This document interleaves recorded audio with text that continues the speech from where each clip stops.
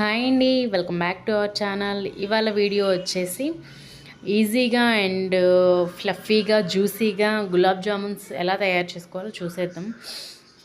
And నేను వచ్చేసి ఒక 500 గ్రామ్స్ ప్యాకెట్ అండి, ఇది అంటే హాఫ్ కేజీ ప్యాకెట్ నేను జామున్స్ చేస్తున్నాను.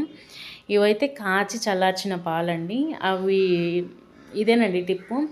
కొంతమంది వాటర్తో మిక్స్ చేస్తారు, ఇంకొంతమంది నార్మల్గా రా మిల్క్తోనే మిక్స్ చేస్తారు. కానీ అలా కాదు, ఒక్కసారి కాచి చల్లార్చిన పాలు తీసుకొని అవి అంటే రూమ్ టెంపరేచర్లోకి వచ్చిన తర్వాత మనం కనుక కొన్ని ఒకేసారి అన్నీ వేయకుండా కొన్ని వేస్తూ ఇలా కలుపుతూ ఉంటే చాలా మనం కలిపేటప్పుడే ఆ సాఫ్ట్నెస్ వస్తుందండి బాగా. మనం 10 to 15 మినిట్స్ ఇలానే బాగా కలిపేసి ఒక 5 to 10 మినిట్స్ బాగా కొంచెం ఆయిల్ కానీ నెయ్యి కానీ అప్లై చేసి రెస్ట్ ఇవ్వాలి. చూస్తున్నారు కదా ఎంత సాఫ్ట్ అయిపోయిందో. నేను 10 to 15 మినిట్స్ దాకా రెస్ట్ ఇచ్చాను. నెక్స్ట్ బాల్స్ చేస్తున్నాను. మనం బాల్స్ ఎంత ప్రెస్ చేసి ఎంతసేపు ఇలా రోల్ చేస్తామో అంత అవి గ్యాప్స్ లేకుండా క్రాక్స్ లేకుండా వస్తాయండి. ఏదన్నా గ్యాప్ ఉన్నా ఎక్కడన్నా క్రాక్ ఉన్నా కానీ అది ఊరికే ఓపెన్ అయిపోతుంది ఆ బాల్ అనేది. సో ఇదొకటి మనం గుర్తుపెట్టుకోవాలి.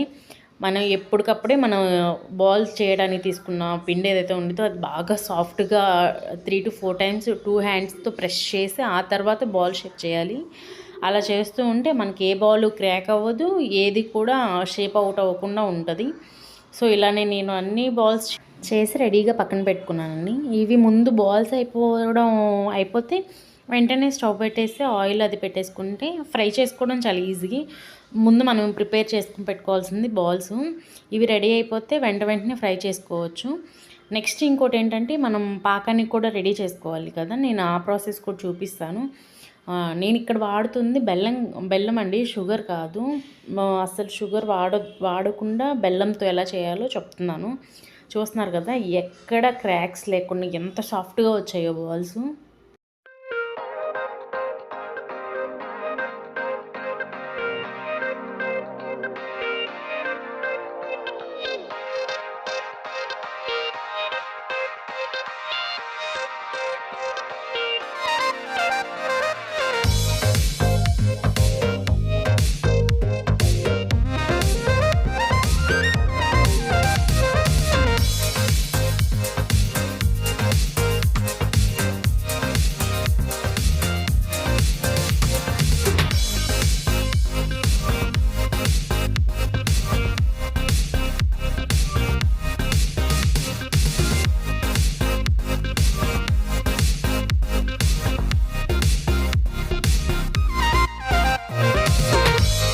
చూస్తున్నారు కదా ఇక్కడ నేను ఒక ప్యాన్ తీసుకొని దాంట్లో ఆయిల్ వేసి వేడి చేశాను.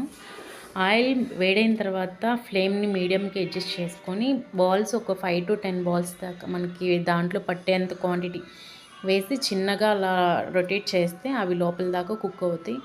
ఎందుకు హై ఫ్లేమ్లో పెట్టకూడదంటే వెంటనే లోపల మాడిపోతాయండి, ప్రాపర్గా కుక్ అవ్వదు, లోపలంతా పిండిగా అయిపోతాయి. చూస్తున్నారు కదా ఇక్కడ ఎంత సాఫ్ట్గా అండ్ ఎక్కడ క్రాక్స్ అనేవి లేకుండా ఎంత చక్కగా వచ్చాయో బాల్స్ లాగా.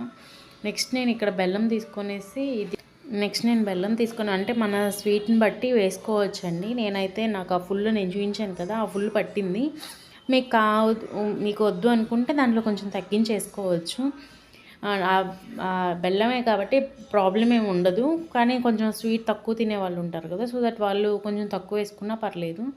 ఇక్కడ నేను ఇది కొంచెం కరిగిపోయిన తర్వాత బెల్లం పాకు ఏదైతే ఉందో అది కరిగిపోయిన తర్వాత ఫిల్టర్ చేసుకొని పక్కన పెట్టుకొని దాంట్లో కొంచెం యాలకుల పొడి వేసాను, అది మిస్ అయింది.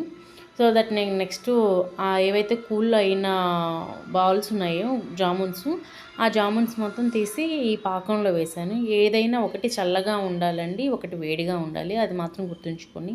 ఇన్ కేస్ మనం తీసినట్టు వేసేటట్లయితే మనం పాకు ముందుగానే రెడీ చేసి పెట్టుకోవాలి. లేదు అంటే మనం ఆ పాకు రెడీ చేసిన తర్వాత మాత్రం జామున్స్ వేసుకోవాలి.